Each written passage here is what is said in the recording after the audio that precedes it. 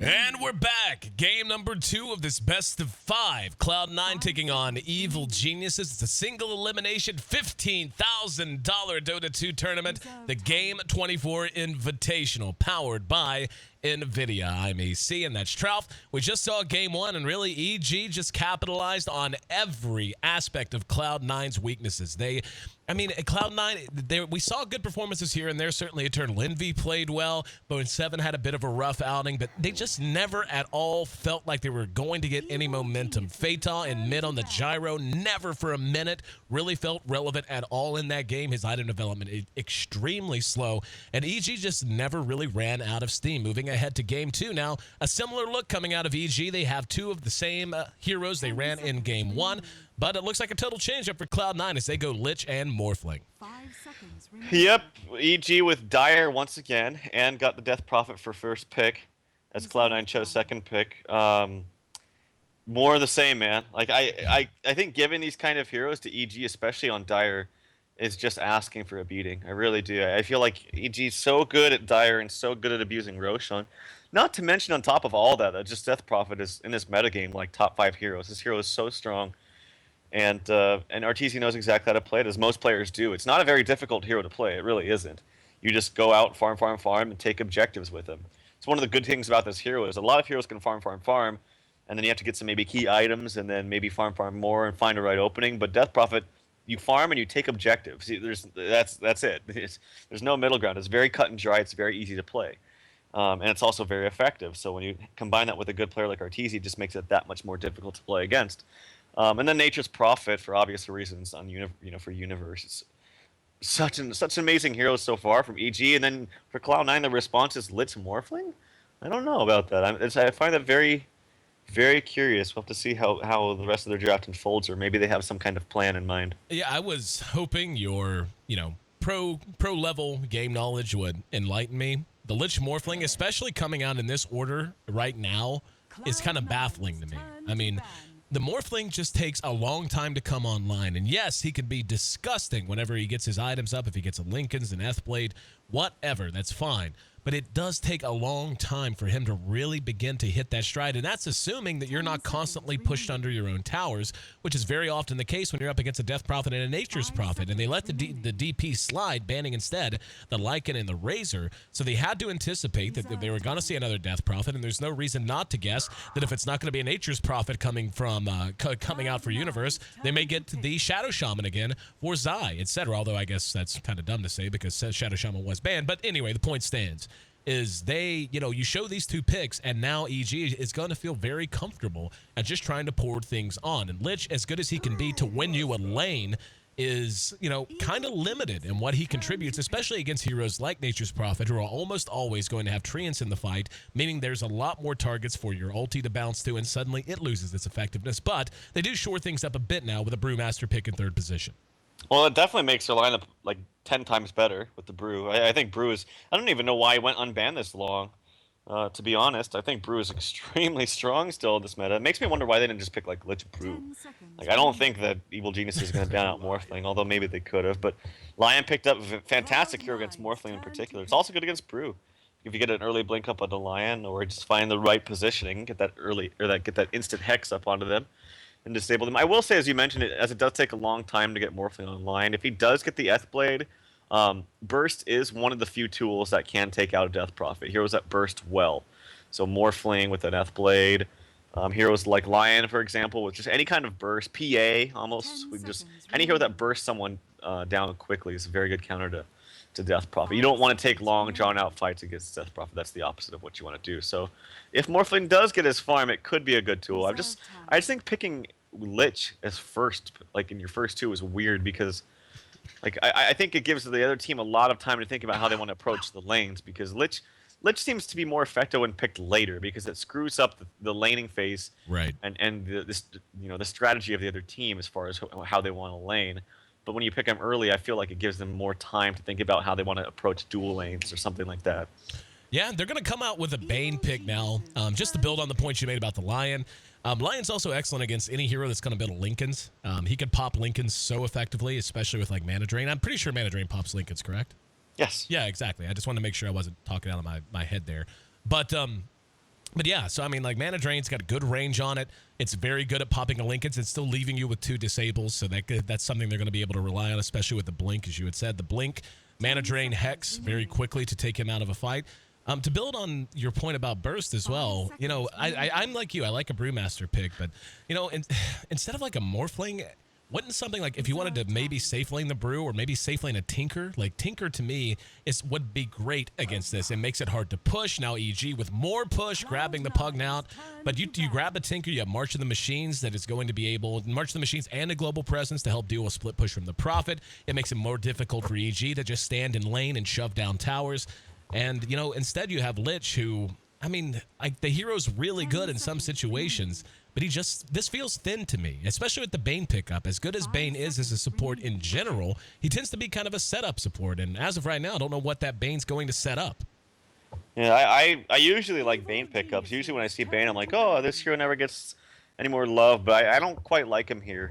I definitely would not pick up Tinker now against the Pugna, because Pugna just absolutely decimates Tinkers. And so yeah, so Pugna, Lion here. Looks like possibly a dual lane Pugna Lion top, and then Furion plus X bottom is my guess right off the bat. And then it looks like maybe Lich Brew top, and then Morphling Bane bottom, and then something mid. I mean, these could be different lanes. It could go Brew mid as well, and Lich paired with whatever this last pick is. But yeah, I'm not the biggest fan of Bane. There's multiple ways to just kind of screw him up and stop his channeling, like Death Prophet Silence, which is a very huge AoE. Lion can do it. Although there's not a ton of things, but I fear that they're just going to get pushed down so much that Bane is not very good just like trying to defend towers. He doesn't do that very well, unless he has a lot of farm, like you can blink into the trees and do something. But if you're getting pushed on, you're probably not getting that much farm, so we'll see. Waiting on the last couple of picks to come out, the Jakiro was banned by Cloud9. And, I'm going to pat myself on the back. I've been on the Jakiro bandwagon since before TI4, man. I felt for the longest time that hero was so underutilized and was so strong. And you're beginning to see him, you know, it doesn't come out super early. It's not like first pick worthy, but just with the push meta that comes with heroes like Death Prophet, Nature's Prophet, etc., he is just so ridiculously good. He's great in lane. He's good aggressive. He's good defensive. He pushes towers like a mother. And he is fairly reliable so long as you have something else to work with him. Like a Lion and a Jakiro would have been disgusting, actually. If Lion's able to hit a 2-man Earth Spike and then follow it with an Ice Path and a Macropyre, like that's just ridiculously strong. But what do you think for Cloud9? To fill in this 5th position, assuming they want to run the Brewmaster mid, that would give them an offlane opening. And there you go. Question answered. I would assume that'll be the offlane Nyx, Brew mid, Bane, Morphling, and Lich in the safe lane. It seems like it's one of the reasons why I don't like Lich, is because if you do have to go tri-lane in their safe lane with Lich, I'm like, why Lich then? Why not like a different hero that does better things in the lane? Right. So when I see Lich, I'm instinctively thinking, okay, we're going to see dual lanes here. Maybe dual lane, I mean, it could be Lich Nyx off lane. Like they could do that against the Pugna. I'm guessing it's Pugna Lion. I don't know for sure. And then Wraith King last for PPD. So yeah, I'm guessing like, yeah, I don't know if Wraith King Nature's Prophet is a very good dual lane off lane. I do know that AG loves to do dual lane off lanes, but that one seems weird to me. I don't know if that's going to be very effective. I think it just might be a straight up tri-lane top. Yeah, and it's actually Fear playing the Lion, and it'll be Zai playing the Pugna. So yeah, that's my guess, is just a straight up tri-lane top. But if it is a dual lane top against a Lich, they have to make sure they block, or they have to make sure they don't get their pulls warded, and they pull effectively. But yeah, I don't know. It could change up here. We'll see. Well, with PPD on the Wraith King, very, very good hero for him. The push potential, gigantic. The ability to fight, quite gigantic as well. Is going to be a 4-int team, by the way. I just noticed that. That's a lot of intelligence for the Nyx Assassin to peck away at. But at any rate, how do you, like, it seems pretty obvious to me that Cloud9 has the late game advantage. I mean, barring some bizarre turn of events where the Wraith King somehow becomes a farming carry in the mid game and then just scales late, which is not really what PPD does or even tries to do. Barring something like that, they're going to have a gigantic advantage heading into the late game, assuming the Morphling stays on par with his farm, and Envy, if there's anyone in the world who you can assume is going to stay on par with his farm, is going to be him. So if you're C9, do you maybe aim for a delay tactic here. Just try to keep your, don't even worry so much about the tier 1s. I mean, don't give up deaths and give up more than you have to, but really just try to play a bend but not break kind of a strategy. I don't think you can go late, honestly, Cloud9. I mean, I know Morphling's insane late game, but he's never going to farm as fast as EG because, one, EG's going to get towers faster. Two, they have heroes that farm better and more efficiently. Like, Morphling's a crappy farmer. Like, he does not farm that well. He has to get minus if he really wants to farm well, but even then it's slowing you down and it's saying, I'm not going to fight for the next 10 minutes. So they're not going to farm as fast. They don't have access to Roshan, and even if they did, they don't have heroes that take Roshan down well. Whereas EG, they can take Roshan, they can push, they can farm faster than you. They have global presence with Furion. I just think EG's lineup is better, and I wouldn't be surprised if they also go aggro tri-lane. There's a chance they. I always, when I said this before, when I see a Lich pick up, I'm thinking also instinctively aggro tri-lane because they always go dual lanes, which means you can pressure some kind of weak dual lane from C9 or whoever it might be. Just a thought. They could go like Wraith King, Pugna, and Lion in the bottom lane, and then just have Universe top. It looks like that's what they might do. They're running down there right now, and yeah, I think they're going to go aggro tri-lane, actually. I like that a lot. If you can get in the face of this kind of a lineup, like Lich is an amazing hero if you give him space to operate. Or you could just run in his face and punch him in the nose, and he has to run away very quickly. That's usually the best way to deal with him. Of course, he has a tool to help with that in Sacrifice, but you do have a team with EG that can play very aggressive, even trying to dive towers and just use that kind of zoning early on. Smoke of Deceit dropped behind the tier 1 tower at bottom, so they don't want to reveal that as of right now. They will be going down to ward. One very quickly placed by PPD, and it looks like everyone else ready to head on back to base for the moment. So as the lanes take shape, and assuming no one's going to be coming into contact with anyone else, let's see who's handling who this time around. As mentioned, it'll be Internal Envy. Oh, we lost you for a second. I'll take over here. Eternal Envy is playing the Morphling in mid. Got pooled twice here. Bone 7 on the off lane as the Nyx Assassin. You got Aoi 2000 playing the Lich in mid, getting ready to sacrifice. Fata on the Brewmaster bottom in the safe lane. And then Pylai Dai as a support Bane in the safe lane as well in a dual lane.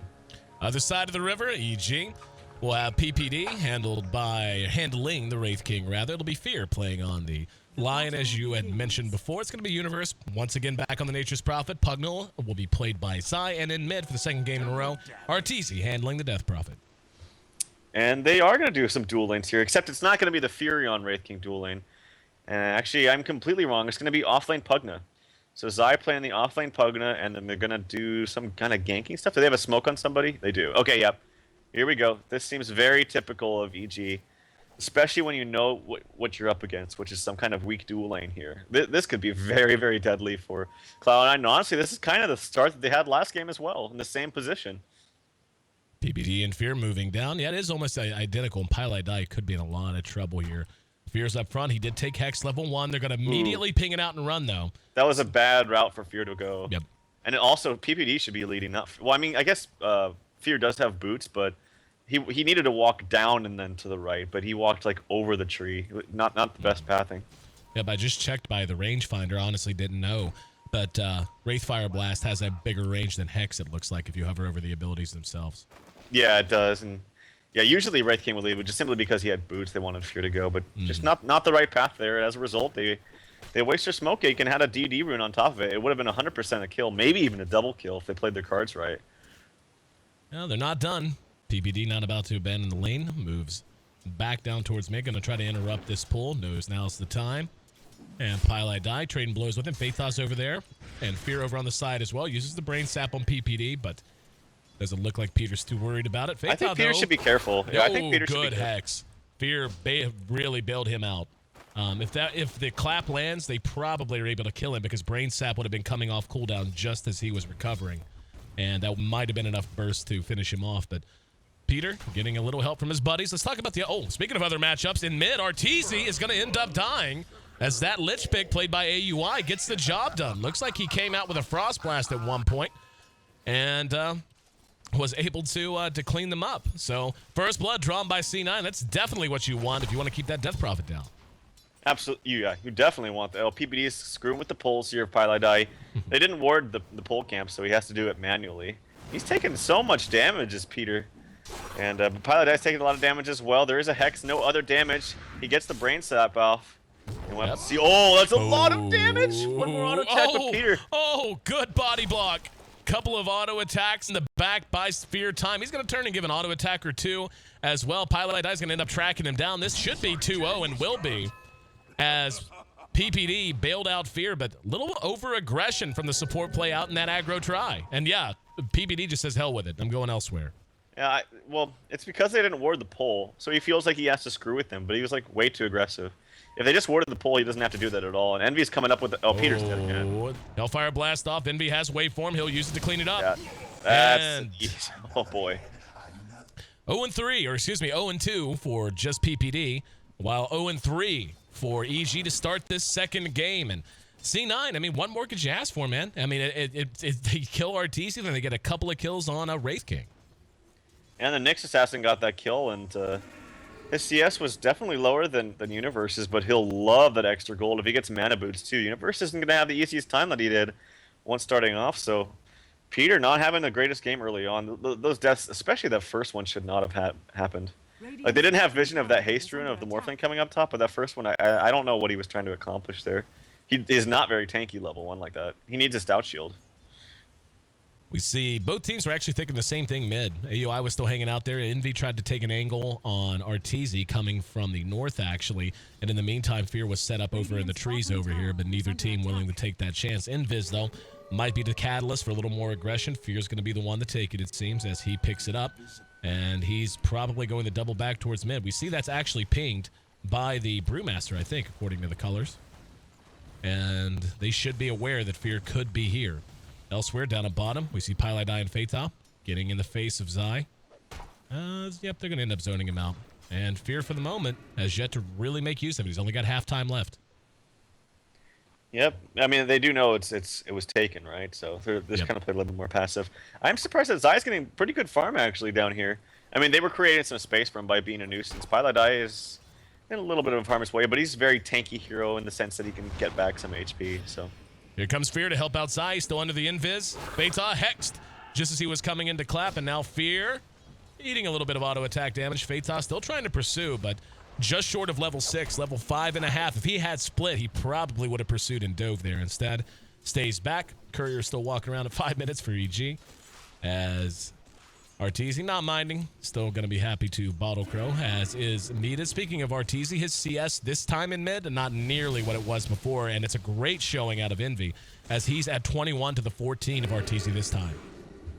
Yep, and Lich has made his way towards the top lane to help out Bone 7 just a little bit. Bone 7 hits 6, is going to go heal right now. If TP somewhere, it should be a for sure kill. So things are going very, very well early on here. But Furion's still getting good farm. Pugna's got good farm as well. And they do have the dire advantage, so they just have to play it cool right now, EG, and just avoid these ganks from Nyx, but that's easier said than done. Lich is also very, very close to level 6 as well. And yeah, so Cloud9 definitely having a good start here in the laning stage.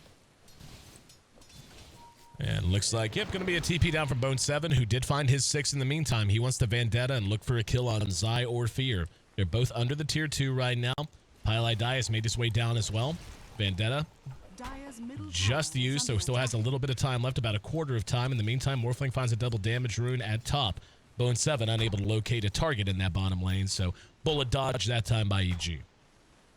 Yep, good awareness. They knew that he was gone from top. It's either mid or bottom that he's most likely ganking. He could have just gone straight up back top and ganked too. Maybe that would have been a little bit more effective, but fortunate waste of time, but it's okay. You got to try and go for those ganks sometime. As Universe, he picks up phase boots. He picks up double Sage's mask on his way towards that early Orchids yet again. Zai rotating top as well. And we'll see how they want to switch things up. They had left Fear down there by himself, but certainly no way he's going to come into lane with Bone 7 absent. Envy, in the meantime, making use of that DD right at the top of the CS list with Universe, and helped out by those 2 assists he managed to tally in the meantime as well. So yeah, this is what you want. I mean, we were talking about how greedy the Morphling is and how long it takes him to come online. This is going to shorten that time significantly.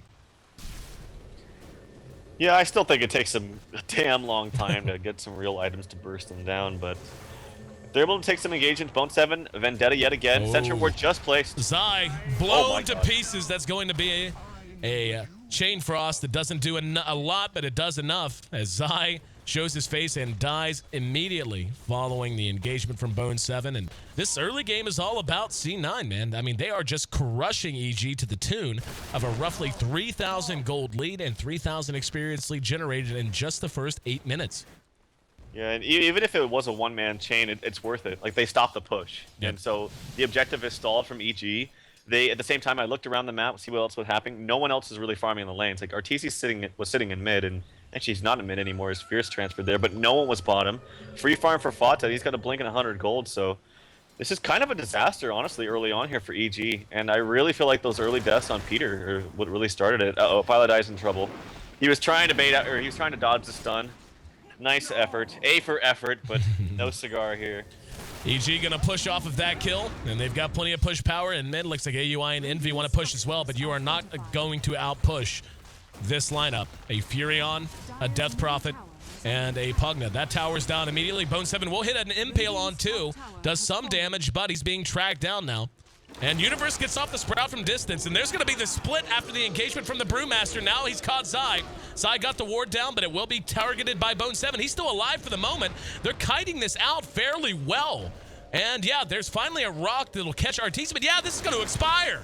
Wow, EG kited out that entire ulti just now, losing Arteezy. Zai still alive, but will finally be cleaned up as AUI is circled in. PPD chased into the woods and now dead. And that's, yeah, AUI on this Lich manages to tally a triple kill. And the weird thing is, EG actually kited the ulti out, but if they had tried to just retreat and not re-engage, they might have been okay. Instead, they re-engage and lose even more ground, make it 7-1 C9. Honestly, it was, oh god, there's so many weird things. First of all, the Panda blinked in and he got like one person in his collab. Right. And they were all clumped up. I'm like, how does that happen? And then he ulted, and then they were so close to killing off the Earth Panda. And actually, I missed that kill, but there's still some more action as I'll hold that thought. Yep, I was there. Fear just basically got engaged upon. He tried to Earth Spike. It was either good luck and timing or very good skill from Envy. And now Arteezy is going to feed in mid. And the Decrepify buys him sometime. Is that enough to get him away? Well played by Zai. No. Oh, AUI manages to get the kill behind the fight as he swooped in from the north and landed a Frost Blast and may end up dying to Universe because of it. There's going to be the Sprout. Behind that, though, here comes Envy. Fear throws out the Earth Spike, but Fear ends up dying to a Brain Sap in the meantime, and the Fiend's Grip now that the fight is over, as Universe is going to be the 12th kill for C9 in 10 minutes. They have absolutely blown EG off of this map in the first 10 minutes of this game, and it doesn't look like they're ready to slow down. Envy finds a DD as well. Arteezy has nothing. Yep. Nothing this game. He's got basically starting items plus bottle and boots. And then 600 gold 11 minutes in. Just awful. But yeah, they were trying to kill the Earth Panda. It was so close to. They were so close to. And right before they got the last couple ticks of damage, he actually popped out of it. It expired. And he was able to get in another auto attack, which crit. I believe he had another. Yeah, he had mana for the clap as well, right when he came out as well. And then Aoi came in from the backside, gets the triple kill with nothing but a Nova and a couple auto attacks. Mm-hmm. And then we just saw that engagement too, which also favored C9. Here we go yet again, split coming up. Yep, they are just selling out to end these pushes, and more importantly, actually, Lich unable to deny that, even though he does take the kill onto Zai. They're going to try to pursue out PPD. They catch him with the Storm aspect. Oh, God. And elsewhere, another kill took place. I wasn't even watching. I was chasing PPD as he was pursued out by the rest of C9. He's going to end up dropping. What happened in Arteezy? He just cleaned up mid? A solo kill. I don't know if Morphling had a DD. I couldn't really tell because of the colors, but either way, he had a lot of damage. And like literally the split second before Arteezy dies, he popped his ultimate. It was like you heard the ghost come out. I was like, whoop, and just went right away. Splat. So I think at this point, Arteezy and the rest of EG Company are tilting, and this is a disaster early on. And honestly, I really think it goes back to those deaths from Peter. Like he died, TP top, died right away, and then landing phase is just screwed at that point. And I'll tell you what it comes down to is great play from Phaeton. Didn't get the split off that time. The Fiend's Grip is on Arteezy. Didn't have his ulti to begin with. Phaeton might end up dying this time and does, but now here comes Envy. And Wraith King loses his ulti, slow in effect onto Envy. Bone 7 there with an Impale, it's off. But Envy trying to morph and eating damage the entire time. Beautiful two-man Impale, but no follow. Phaeton comes back in. And now Zai With the right clicks, brought down again. There was a buyback from Fatal that time to make it happen, so it didn't take place for free. PPD being tracked down, and yep, blinked upon. Yeah, yeah. Yep. It's just like, yeah, that's it. Well, EG with a dominant performance in game 1 instead gives up an ugly loss as Cloud9 just rolls them over in game 2, and the series now tied at 1 apiece. This becomes a best of 3. And I can't commend enough the play from C9. And you can point out mistakes on the side of EG, and certainly you can do that in any game. Right. But I feel like C9 was just on. Like this game, the rotations were there. They dodged ganks very effectively. Very few mistakes. The decisions on who to rotate where and when, just on point. Fatal made up for a lackluster game 1 with a great game 2 on the brew. Just great play all across the board. Yeah, it really started with a couple things like, Peter dying there in the jungle, and then they got the first kill onto Arteezy in the mid lane with the dual lane, which really got the ball rolling for them in that mid lane. Also, I was gonna say it was mostly just play and not so much draft, but at the same time I'm thinking I still think giving up Brew, and it's funny because it wasn't banned out in the first 4. I still think giving Brew was just so strong. Not to say that EG didn't have great heroes themselves, like they had amazing heroes, but this just shows you Brewmaster, man. This hero is so freaking good, and he got shut. He didn't really get quote unquote shut down, but he did have some pressure in his lane because it was a dual lane against a tri lane. So he wasn't even farming that well in the beginning, but Brew able to have a strong performance in the end at 2-1-8. Yep, 7-1-3 on AUI's Lich, the pick that you and I both were kind of on. Not sure how it was going to fit in. Well, he made it work for sure. Wound up the game with the Midas in his inventory as well. I'm AC, guys. Thanks again for being a part of the broadcast. This is the Game24 Invitational brought to you by NVIDIA. This best of 3. It's C9 taking on EG. I had to think for a second because apparently I just forget teams I just casted. But again, all knotted up 1-1, meaning this best of 5 has now become a best of 3. Trout along for the broadcast as always. Make sure you check him out and all that he does. He streams very often, and of course, part of most broadcasts now. Worked with me on Western Challenge and such. And make sure you check out the rest of the coverage here on Game24. It is a 24-hour celebration of PC gaming. Game 3 of Cloud9 versus EG coming up next. Stick with us.